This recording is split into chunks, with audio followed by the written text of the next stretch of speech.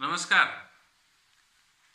मागच्या भागामध्ये आपण तेलाच्या फोडणीबद्दल बघितलं होतं. आजचा विषय आहे what is a stress and how to manage it. Stress हा बहुतांशी सर्वांचा एक प्रकारचा परिचित असा विषय आहे. प्रत्येक जण म्हणतो मला स्ट्रेस आहे, मला जरा मानसिक ताणतणाव वाटतोय, माझं मन चित्त स्थिरावर नाहीये, मी सध्या स्ट्रेसमध्ये आहे, मी डिप्रेशनमध्ये आहे. अशी बरीचशी लोक आपल्याला म्हणताना बघायला मिळतात. तर आपण यूट्यूबवर सुद्धा सर्च केलं तर या स्ट्रेसबद्दल अनेक पद्धतीचे व्हिडिओ आपल्याला बघायला मिळतील. मग मी असा व्हिडिओ यूट्यूबवर करून काय वेगळं करणार आहे? तर सर्वसामान्य माणसाला त्याच्या भाषेमध्ये किंवा त्याला समजेल अशा भाषेमध्ये मी आपणापुढं स्ट्रेस म्हणजे काय आणि स्ट्रेसची मॅनेजमेंट कशी करायची हा विषय आपणापुढं मांडणार आहे. आता स्ट्रेस मॅनेजमेंट हा सब्जेक्ट आला कुठनं खरं विचार करता, तर स्ट्रेस मॅनेजमेंट हा विषय इकडं आपल्याकडे आला तो परदेशातनं आलेला आहे. परदेशामध्ये बऱ्याच लोकांना स्ट्रेसफुल त्यांचं लाईफ आहे. आपल्याला वाटतं की परदेशातील लोक खूप श्रीमंत आहेत, खूप धनाढ्य आहेत, त्यांच्याकडं साधन संपत्ती भरपूर आहे, भौतिक सुविधा खूप आहेत, मग त्यांना स्ट्रेस कसला? असं नाही आहे मित्रांनो. त्यांना खूप स्ट्रेस आहे. आणि का आहे त्याची कारणं पण अनेक आहेत. आता थोडक्यात ह्याचा आपण एक आढावा घेणार आहोत. आता हा विषय सगळ्यात जास्त चांगला कुणी सांगितलेला आहे तर श्री भगवान श्रीकृष्ण यांनी ह्याच्यावर अतिशय सुंदर विवेचन केलेलं आहे. मानसिक ताणतणाव ह्याच्यावर अतिशय सुंदर, म्हणजे थोडंसं आपण अभ्यासपूर्ण त्यांचे श्लोक जर बघितले तर त्याच्यामधनं बरीचशी उत्तर आपल्याला बघायला मिळतात. आज आपण प्रामुख्याने 2 श्लोक इथं त्यांचे बघणार आहोत. तर पहिला श्लोक त्यांचा आहे, न कर्मणाम अनारभ्यात नैष्कर्म्यम पुरुष अश्नुते न च संन्यासनात एव सिद्धिम समधिगच्छति. याचा अर्थ असा आहे की केवळ कर्म न करण्याने मनुष्य कर्मबंधनातून मुक्त होत नाही, तसेच केवळ संन्यास घेऊन मनुष्य सिद्धी प्राप्त करू शकत नाही. आता अतिशय सुंदर आणि फार मोठा अर्थ यामध्ये दडलेला आहे. तर केवळ तुम्ही कर्म करताय, तर कृष्णाला तर सांगितले तुम्ही कर्म करा, आणि कृष्णच काय म्हणतोय तर केवळ कर्म न करण्याने मनुष्य कर्मबंधनातून मुक्त होत नाही. म्हणजे त्याला जे बंधन काही काय आहे त्यातले कर्मबंधन आहे. हे कर्मबंधनातून मुक्त व्हायचं म्हणजे कर्म करायचंच नाही, मग आपण मुक्त होतोय असं नाहीये, असं श्रीकृष्णाने सांगितलेलं आहे. आणि दुसरं काय सांगितले तर जो संन्यासी आहे, म्हणजे तुम्ही संन्यास घेतला, सगळ्या गोष्टीचा त्याग केला आणि अरण्यात राहायला गेला, तर तुम्ही सगळ्या सिद्धी प्राप्त करू शकता का? तर नाही, तसंही नाहीये. म्हणजे श्रीकृष्णाला सांगायचं आहे की प्रत्येक मनुष्य हा कर्माधीन आहे. प्रत्येक मनुष्याचं त्याचं स्वतःचं कर्म आहे. आता तुमच्या वाट्याला जे ओघवतं कर्म आलेलं आहे, समजा मी शिकलो, मी वैद्यकीय शिक्षण घेतलं आणि मी वैद्यकीय व्यवसाय करतोय, हे माझं ओघवतं कर्म आहे जे वाट्याला आलेलं आहे. मग हे ओघवतं कर्म तुम्ही केलंच पाहिजे. दुसरं कुठलं कर्म आहे जे रोजचं रुटीन कर्म आहे, सकाळी उठणे, घरातलं आवरणे, मुलाबाळांचं बघणे, पत्नीचं काय लागलं सवरलं, प्रपंचातलं बघणे, हे सुद्धा कर्म आहे. हे सुद्धा तुम्हाला ओघवतच कर्म आहे. आणि हे कर्म तुम्ही केलंच पाहिजे. कर्म करण्यापासून तुम्ही दूर जाऊ शकत नाही. जो मनुष्य कर्मबंधनातून मुक्त होण्याचा विचार कर्म न करता करतो तो मूर्ख असं सांगितलेलं आहे. त्यामुळे कर्म तुम्हाला केलंच पाहिजे. आता ह्याचा संबंध स्ट्रेसशी कसा येतो हे मी तुम्हाला नंतर सांगतो. पुढचा श्लोक आपण बघू. कर्मण्ये अकर्म पश्चेत अकर्मणी च कर्म यहा सहा बुद्धिमान मनुष्येषु सहा युक्तः कृत्स्नन् कर्म कृत. आता याचा अर्थ असा आहे की जो मनुष्य कर्मामध्ये अकर्म आणि अकर्मामध्ये कर्म बघतो, कर्मामध्ये अकर्म आणि अकर्मामध्ये कर्म बघतो. आता थोडक्यात जरा अकर्म म्हणजे काय, विकर्म म्हणजे काय, कर्म म्हणजे काय हे तुम्हाला मी थोडक्यात समजावून सांगतो, म्हणजे आपल्याला ही गोष्ट लक्षात येईल. कर्म म्हणजे जे तुम्ही रोज काम करताय ते कर्म. अकर्म म्हणजे काय, तुम्ही दोन पद्धतीची मनुष्य कर्म करतो. एक म्हणजे सकाम कर्म. सकाम कर्म म्हणजे काहीतरी हे कर्म केल्यानंतर मला प्राप्ती होणार आहे, ते सकाम कर्म. आणि दुसरं कर्म असं आहे की जे निष्काम कर्म आहे, की मला ह्याची प्राप्ती व्हावी अशी अपेक्षा नाही पण मी हे करणार, त्याला निष्काम कर्म असं म्हटलेलं आहे. तर जो मनुष्य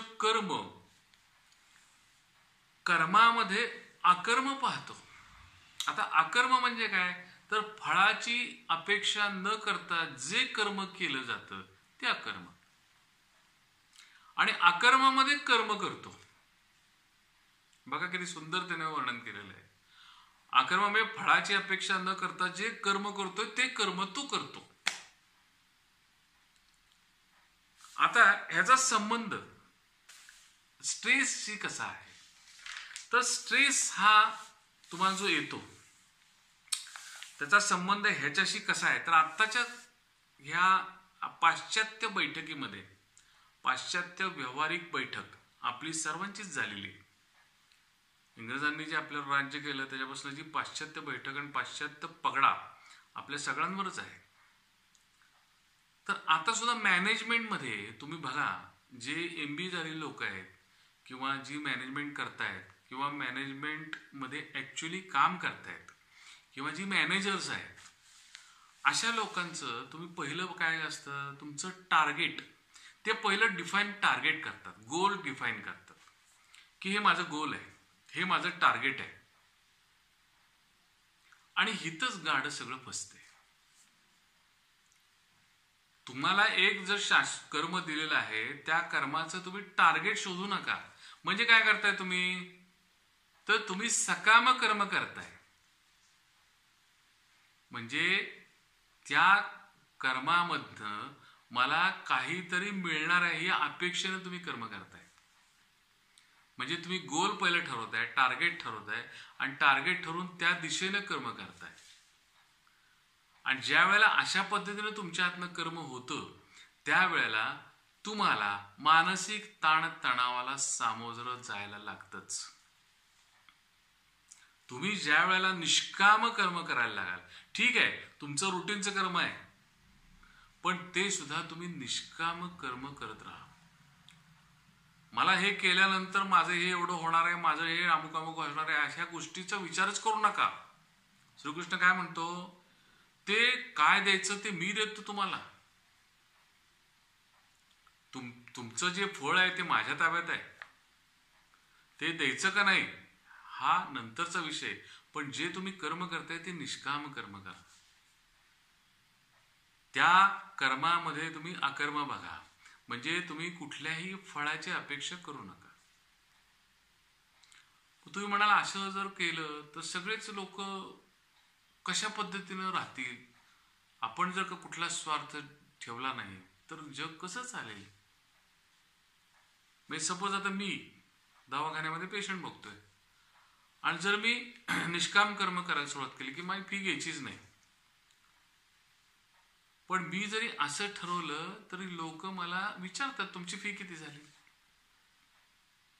म्हणजे काय, तुम्ही कुठल्या अपेक्षेनं त्याच्याकडं जर बघितलं तर ते तुमचं जे टार्गेट आहे त्या टार्गेटकडे तुम्ही जाऊ नका, ऑटोमॅटिक तुम्हाला फळ हे पदरात पडत असतं, असं श्रीकृष्णाला सांगायचं आहे.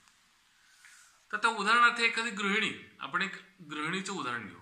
एखादी गृहिणी नेहमी चांगला स्वयंपाक करते घरामध्ये आणि काही कारणानं तिच्याकडे काही पाहुणे येणार आहेत आणि ते पाहुणे साधारणपणे 12:30 वाजता जेवायला येणार आहेत आणि ती स्वयंपाक तिने चालू केला 10 वाजता साधारणपणे, असं गृहीत धरून चला. आता काय तिचं योजन काय आहे की बाबा 12:30ला पाहुणे येणार त्यावेळेला आपलं जेवण तयार पाहिजे, हे तिचं टार्गेट ठरलं ना. आणि हे टार्गेट ठरत असताना तिच्यातनं काहीतरी गोंधळ गडबड, चांगली स्वयंपाक करणारी गृहिणी जरी असली तरी होऊ शकतो, कुठल्या तरी भाजी आमटीमध्ये मीठच घालायचं विसरून जातं, किंवा काय होतं बस 12:30 वाजता येणार आहेत ना, पटापटा पटापटा आवरा, तरी सुद्धा तो उशीर व्हायला लागतो आणि 12:30चे पाऊण होतात, 1 होतो, आलेल्या पाहुण्यांना थोडा वेळ थांबायला लागतं. हे कशामुळे घडलं, तर तुम्ही स्वतःहून ताण निर्माण केला की 12:30च्या आत मला स्वयंपाक पूर्ण करायचा. काही कारण नाही, तुम्ही जे ओघवतं रोज काम करताय तेच काम करताय ना. मग त्याच्यामध्ये तुम्ही जर एखादं टार्गेट ठेवलं की मला अमुक वेळेत सगळं करायचं आहे, काही आवश्यकता नाही आणि ह्याच्यामुळे गोंधळ होतोय. म्हणजे गोल किंवा टार्गेट हे ज्या वेळेला तुम्ही एखादं ठेवा पण त्याच्यावर कॉन्सन्ट्रेट करू नका, ते आपोआप मिळणार आहे, ते तुमचं आपोआप अचीव्ह होणार आहे. ज्या वेळेला तुम्ही 100% देऊन एखादं काम करताय ते आपोआप अचीव्ह होणार आहे. आणि ज्या वेळेला तुम्ही 100% देऊन एखादं काम केलं की तुमचा स्ट्रेस ऑटोमॅटिक स्लो होतो, कमी होतो. तुम्ही अशी कल्पना करा की ह्याच्यातनं मला मिळालं नाही मिळालं काय विषय नाही, पण मी हे काम करणार, त्यावेळेला आपोआप येत जातं ते मागं, यश हे आपोआप मागे येत जातं. यशाच्या मागे तुम्ही धावायचं नाही, हे कायम आपण लक्षात ठेवलं. प्रत्येकाचं ध्येय असावं, म्हणजे ध्येय असू नये असं नाहीये, पण त्या ध्येयाच्या मागे तुम्ही जाऊ नका, ध्येयाला मागे येऊ दे तुमच्या. तुम्ही कर्म करत राहा, ध्येय तुमच्या मागे आपोआप चालत येईल, असं श्रीकृष्णाला ह्या 2 श्लोकांमधनं सुचवायचंय. अतिशय सुंदर विवेचन, ह्याच्यामध्ये आपल्याला आणखी बरंचसं एक्सप्लोर करता येऊ शकतं, पण वेळेचं अपव्यय नको, वेळेचा अभाव पण आहे आपल्याकडे. आता दुसरा एक पॉइंट स्ट्रेसमध्ये येतो, तो म्हणजे काय, तर विविध घटनांचा रोजच्या जीवनाशी आपल्याला संबंध येत असतो. उदाहरणार्थ घरातील एखादी नातेवाईक व्यक्ती, जवळची नातेवाईक आहे, हार्ट अटॅकनं गेली, त्याचा परिणाम आपल्यावर होतो, नकळत होतो.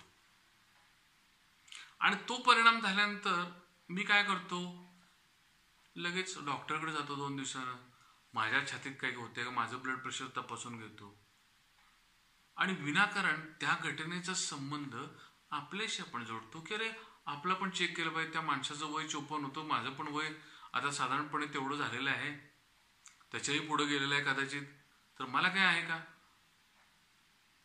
आपण त्या विषयामध्ये गुरफटून जातो.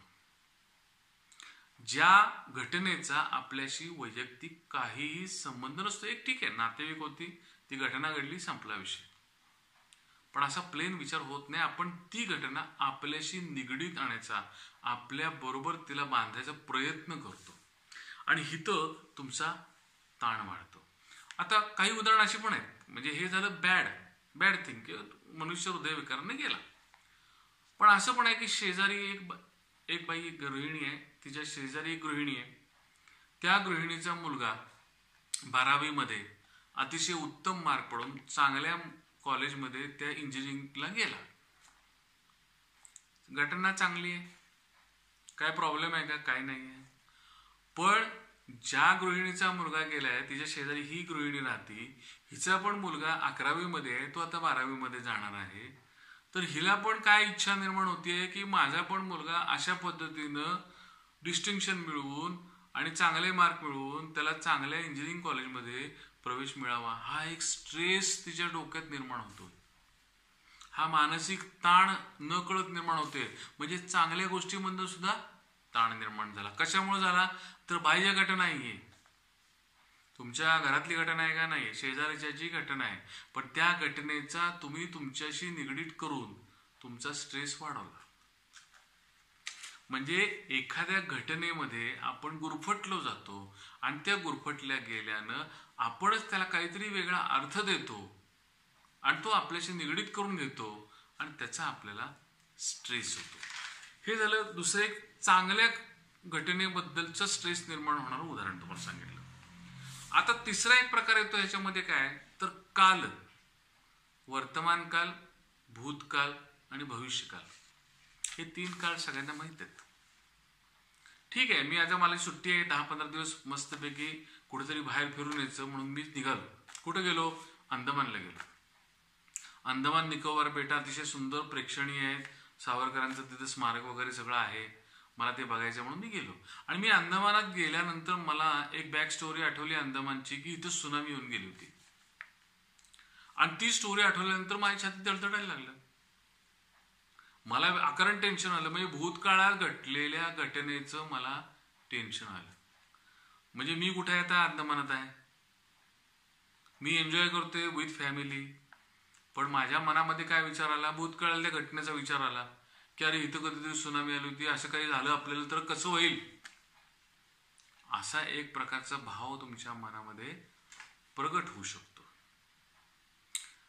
म्हणजे काय झालं तर कालाच्या म्हणजे भूतकाळातल्या एखाद्या गोष्टी डोकावून तुम्ही तुमचं जे माइंड चांगलं होतं ते बिघडवून घेतलं थोडक्यात, आणि तुम्ही विनाकारण स्ट्रेस तुम्हाला निर्माण करून घेतला. हा एक वेगळा प्रकार म्हणजे भूतकाळातला. आता भविष्यकाळातला, समजा मी जाणार आहे अंदमानला, मी गेलेलो नाहीये, मी जाणार आहे, आणि मी जाणार आहे तर मला घटना ती लक्षात आली की असं असं घडलं होतं मागं भूतकाळातली, पण मी जाणार आहे, मी अजून जायचो आहे. मग मी गेल्यानंतर तिथं काही होईल का? भविष्यकाळात गेलो मी म्हणजे मी भविष्यकाळात गेलो तरी मी दुःखी होणार, मी भूतकाळात गेलो तरी दुःखी होणार, आणि कशाला वर्तमान काळात राहणार. लिव्ह इन प्रेझेन्स हे एक तिसरं प्रिन्सिपल आहे. तुम्ही ह्याच्यातनं मुक्त होण्यासाठी तुम्ही तुमचा वर्तमान काळ जगा. आणि बहुतेक जणांनी हा विषय वर्णन केलेला आहे. तर आता आपण थोडक्यात ह्यावरील 3 उपाय काय आहेत ते आपण बघू. म्हणजे स्ट्रेस निर्मिती जी होतीये, त्या स्ट्रेस निर्मिती न होण्यासाठी हे 3 उपाय तुम्हाला करता येतात का? तुम्ही बघा. तर कुठलंही काम करताना तुम्ही गोल, टार्गेट काही बघू नका. तुम्ही काम करा, मला हे एवढं करायचंय असा विषय तुम्ही डोक्यातच आणू नका. मला हे करायचंय आणि मी 100% देऊन करणार आहे, एवढाच विषय घ्या. तुमचा स्ट्रेस सगळा कमी होईल. मला पेपर 3 तासात सोडवायचा आहे, मग 3 तासात पेपर सोडवायचा हे टेन्शन आधी कशाला घ्यायचं? तू पेपर सोडवणं व्यवस्थित, तुझा अभ्यास तयार आहे ना, तू 100% देऊन अभ्यास केलायस ना, 3 तासात सुटलंच पाहिजे. असं तुम्ही थोडासा त्या बाबतीत मध्ये विचार करा. म्हणजे गोल टार्गेट ठेवू नका. दुसरं मी तुम्हाला घटना काय सांगितली, तर बाह्य कुठलीही घटना तुमच्याशी तुम्ही निगडीत करून घेऊ नका, तुमच्याशी अटॅच करून घेऊ नका. कुठलाही बाहेरचा एखादा इव्हेंट, एखादी घटना तुम्ही तुमच्याशी जोडून घेऊ नका.